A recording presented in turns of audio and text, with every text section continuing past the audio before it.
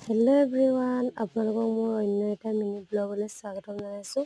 সন্ধিয়া যিহেতু চাহকাপ খোৱাৰ অভ্যাস, সেইটো কাৰণে চাহ খাবৰ কাৰণে ভুজিয়া আৰু মেৰিগ'ল্ড বিস্কুট লৈ লৈছোঁ। আৰু হাজবেণ্ডে মাংস খাম বুলি কোৱাৰ পৰা ওচৰৰ দোকান এখনৰ পৰা মাংস আনিলেগৈ। ময়ো আলু কাটিছোঁ, পিঁয়াজ আৰু মছলা, ধনিয়া এইবিলাক যোগাৰ কৰি লৈছোঁ আৰু জুইকুৰা ধৰিছোঁ। ভাবিছোঁ জুইতে বনাম, জুইত বনোৱা মাংসৰ সোৱাদেই বেলেগ হয়।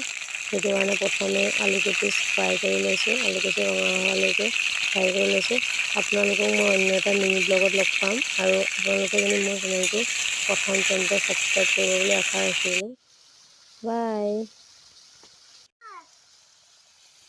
পিঁয়াজ, হালধি, মাংস